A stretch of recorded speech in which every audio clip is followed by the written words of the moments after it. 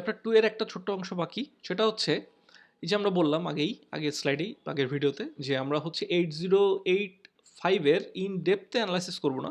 কিন্তু আমরা দেখাবো যে 8085 এবং 8086 এর মধ্যে পার্থক্যগুলো কি? যাতে পরবর্তীতে আমরা যখন 8086 শিখব তখন আমরা গ্র্যাব করতে পারি যে এর মধ্যে 8085 কতটুকু। আমাদের সিলেবাসটা হচ্ছে 8086 ফোকাসড, তো আমরা ওই অত ডিটেইলসে 8085 কে বর্ণনা করব না। কিন্তু পার্থক্যগুলো জানা প্রয়োজন, কারণ ইভ্যালুয়েশন হচ্ছে কি করে সেটা জানার জন্য। এখন প্রথমেই যেটা পার্থক্য সেটা হচ্ছে 8085 হচ্ছে 8 বিটের মাইক্রোপ্রসেসর, 8086 হচ্ছে 16 বিটের। অর্থাৎ একবারে 8085 8 বিটের বেশি যোগ বিয়োগ করতে পারে না। 16 বিটের নাম্বারও এর পক্ষে যোগ বিয়োগ করা সম্ভব, কিন্তু সেক্ষেত্রে ওই পুরো নাম্বারটাকে 8 বিট করে ভাগ করে যোগ বিয়োগ করতে হবে, ক্যারি কন্টিনিউ করতে হবে পরের সেগমেন্টের জন্য। এইভাবে একটু এক্সট্রা মেকানিজম খাটায় কাজ করানো সম্ভব, কিন্তু এটা নর্মালি বা ন্যাচারালি 8 বিট পর্যন্ত হ্যান্ডেল করতে পারে। 8085 এর অ্যাড্রেসের সাইজ হচ্ছে 16 বিট, অর্থাৎ এটা 2 to the power 16 পর্যন্ত মেমোরি লোকেশনকে সাপোর্ট দিতে পারে। সেখানে 8086 পারে অ্যাকচুয়ালি 20 বিট। এখানে 20 বিটের একটা ব্যাপার স্যাপার আছে, আমরা ওই 8086 এর ভিতরে যে আলোচনা করব, যে তোমার হচ্ছে ভার্চুয়াল মেমোরি, ফিজিক্যাল মেমোরি, এরকম একটা ব্যাপার স্যাপার আছে, ওগুলো আমরা পরে আস্তে আস্তে আসবো। আপাতত আমরা শুধু জেনে রাখি যে এটা 20 বিট পর্যন্ত শুধুমাত্র অ্যাড্রেস বাসের জন্য ডেডিকেট করতে পারে। আমাদের 8085-এ টোটাল 2 to the power 16 অর্থাৎ 16 কিলোবাইট পর্যন্ত মেমোরি ব্যবহার করা সম্ভব। 8086-এ এই 20 বিট অ্যাড্রেসের জন্য এই সংখ্যাটা হচ্ছে প্রায় 1 মেগাবাইট, অর্থাৎ এটা 1 মেগাবাইট পর্যন্ত প্রাইমারি মেমোরি বা র্যামকে সাপোর্ট দেয়। আচ্ছা, এবার একটা কনসেপ্ট আমরা একটু মনে করি, যে আমরা বললাম যে একটা ইনস্ট্রাকশন এক্সিকিউশনের জন্য লাইফ সাইকেলে 6টা স্টেজ আছে। Instruction fetching, decoding, operand address calculation, operand fetching, then হচ্ছে ডেটা অপারেশন এবং ফাইনালি ডেটা স্টোর। 6টা স্টেপ আছে। এখন ধরো প্রথম ইনস্ট্রাকশনের প্রথম ফেজ আমরা এক্সিকিউট করে ফেললাম, অর্থাৎ ইনস্ট্রাকশন ফেচিং হয়ে গেল, ইনস্ট্রাকশন ডিকোডিং শুরু হলো। আমরা সেকেন্ড ইনস্ট্রাকশনের প্রথম যে ফেজ সেটাকে লোড করলাম এবং সেটাকেও কাজ করানো শুরু করে দিলাম। এবার প্রথম ইনস্ট্রাকশনের তৃতীয় ফেজ অ্যাক্টিভ হলো, দ্বিতীয় ইনস্ট্রাকশনের দ্বিতীয় ফেজ অ্যাক্টিভ হলো, তৃতীয় ইনস্ট্রাকশনের প্রথম যে ফেজ সেটাকেও আমরা প্যারালালি লোড করতে পারি। তাতে কি হবে, এক একটা ইনস্ট্রাকশনের কিছু কিছু অংশ এক্সিকিউট হতে থাকবে এবং রিসোর্সের সর্বোচ্চ ব্যবহার হবে। এই যে কনসেপ্ট, এটাকে বলা হয় ইনস্ট্রাকশন পাইপলাইনিং। অর্থাৎ পুরো একটা ইনস্ট্রাকশনের শুরু থেকে শেষ পর্যন্ত এক্সিকিউশনের জন্য বসে না থাকে, আমার যদি রিসোর্স অ্যাভেলেবেল থাকে, সার্কিটরি যদি কোনোটা বসে থাকে, তাকে আমি প্যারালালি অন্য ইনস্ট্রাকশনের কাজে লাগাই দিতে পারি, যাতে আমার কিছুটা কাজ আগায় থাকে।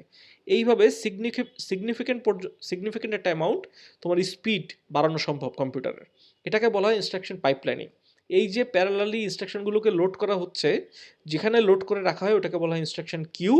এবং এই যে তুমি প্যারালালি এটাকে এক্সিকিউট করতে পারতেছো অন্তত কিছুটা, পুরোটা করা যায় না, কিছুটা, এটাকে বলা হচ্ছে ইনস্ট্রাকশন পাইপলাইনিং। এই 8086 ইনস্ট্রাকশন কিউ এবং ইনস্ট্রাকশন পাইপলাইনিংকে সাপোর্ট দেয়। 8085-এ এটা ছিল না।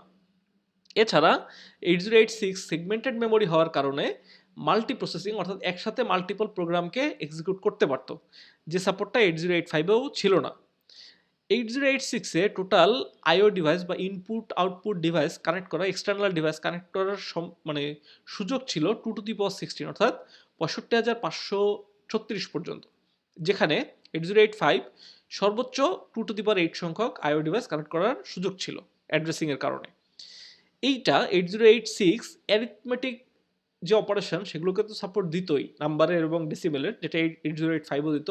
8086-এ আস্কি অ্যারিথমেটিক ছিল, অর্থাৎ আমরা জানি নাম্বারকে যদি আমরা রিপ্রেজেন্ট করতে চাই ওটা আস্কি ফরম্যাটে সেভ করতে হয়। এই আস্কি অ্যারিথমেটিককে সাপোর্ট দিতে হচ্ছে 8086, যেটা 8085-এ ছিল না। একই সাথে 8086-এ দুইটা ইনস্ট্রাকশন আছে, যার নাম হচ্ছে এমইউএল মাল, আবার ছিল ডিআইভি ডিভ। এছাড়া আই মাল অর্থাৎ signed multiplication operation, sign division operation, এগুলোও 8086 আছে, যেগুলো 8085-এ ছিল না। 8085-এ মাল্টিপ্লিকেশন ডিভিশনের জন্য আলাদা ইনস্ট্রাকশন ছিল না। আমরা জানি যে এক একটা মাইক্রোপ্রসেসর থেকে অনেকগুলো পিন বের হয়, যে পিনের মাধ্যমে সে বাইরের ডিভাইস, মেমোরি এগুলোর সাথে কমিউনিকেট করে বা কানেক্ট করে। তো 8টা পিন 2টা মোডে 2 রকম আচরণ করত।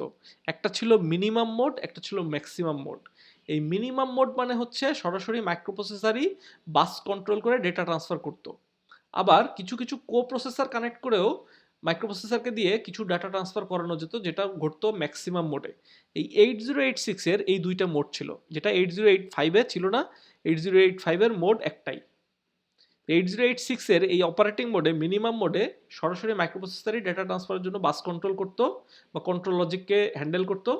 অন্য জায়গায় একটা বিভিন্ন রকমের ট্রান্সমিটার আলাদা একটা টেকনোলজিকে বা কোপ্রসেসরকে ইউজ করে অন্যান্য ডিভাইসকে কানেক্ট করা যেত, যেটা হচ্ছে মূলত ম্যাক্সিমাম মোডে। এই 8086 এর এই দুইটা মোড ছিল।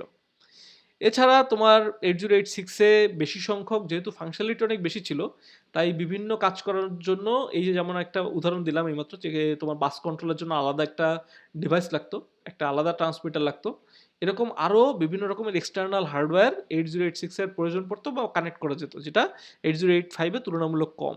8086-এর এত ফাংশনালিটির কারণে এটার দাম হাই ছিল, 8085-এর কম। এবং 8086 একটা টেকনিক ছিল যার নাম হচ্ছে মেমোরি সেগমেন্টেশন। আমরা এটা ডিটেলসে পড়াবো। 8086-এ একটা ছোট ধারণা যদি বলি, সে ধরো আমি কোড লিখলাম, আমরা একটা উদাহরণ দেখছিলাম যে ইনস্ট্রাকশন এক্সিকিউশন হয় কি করে এর আগের চ্যাপ্টারে। তো আমরা দেখাইছিলাম যে একই মেমোরি বা র্যামের মধ্যেই হচ্ছে আমার ভ্যালুও থাকতে পারে, আবার ইনস্ট্রাকশনও থাকতে পারে। এখন কোন জায়গায় ভ্যালু আছে, কোন জায়গায় ইনস্ট্রাকশন আছে, এটা তো তোমার সমস্যা হয়ে যাবে। ফর এক্সাম্পল উদাহরণ হিসেবে যদি বলি, ধরো একটা র্যামের 1 নাম্বার লাইনে আমি একটা ইনস্ট্রাকশন রাখছি, 2 নম্বরে রাখলাম একটা ভ্যালু, 3 নম্বরে রাখলাম একটা ইনস্ট্রাকশন। তাহলে তোমার কম্পিউটার কি কখনোই বুঝতে পারবে যে আসলে কোন জায়গায় ভ্যালু আছে, কোন জায়গায় ইনস্ট্রাকশন? ও পরপর এক্সিকিউট করা শুরু করলো, দেখা গেল যে ইনস্ট্রাকশন এক্সিকিউশনের পরে ভ্যালুতে চলে আসছে এবং ওইটাকে ইনস্ট্রাকশন মনে করা শুরু করছে। এই ঝামেলা দূর করার জন্য একটা কনসেপ্ট আসলো যার নাম সেগমেন্টেড মেমোরি, অর্থাৎ কোডগুলো এক জায়গায় থাকে, ডেটাগুলো এক জায়গায় থাকে। এরকম 8086-এ 4টা সেগমেন্ট আছে: code segment, data segment, extra segment এবং স্ট্যাক সেগমেন্ট।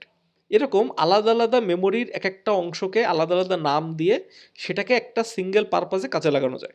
যেখানে কোডিংয়ের কাজ হবে সেখানে কোড সেগমেন্ট, যেখানে আমরা ডেটা রাখবো সেটা ডেটা সেগমেন্ট। ডেটার একটা এক্সটেন্ডেড ভার্সন স্ট্রিংয়ের কাজ করবার জন্য মূলত লাগে, সেটা করা হচ্ছে এক্সট্রা সেগমেন্টে। এছাড়া আমরা যদি কিছু টেম্পোরারি ভ্যালু রাখতে চাই স্ট্যাক ফরম্যাটে, কিংবা আমরা যদি কিছু টেম্পোরারি ভ্যালু অথবা যদি মেথড কল করি, সেই মেথড কোন অ্যাড্রেসে ফিরে আসবে এক্সিকিউশন শেষে, এই জিনিসগুলো রাখার জন্য যে পার্টটাকে ব্যবহার করে সেটার নাম হচ্ছে স্ট্যাক সেগমেন্ট। এইভাবে 4টা সেগমেন্টে ভাগ করা যায় আমাদের 8086-কে, যেটা 8085-এ এরকম সেগমেন্টেড মেমোরিটা ছিল না। এই পর্যন্তই আমাদের এই এই চ্যাপ্টার টু এর বেশিরভাগ অংশ।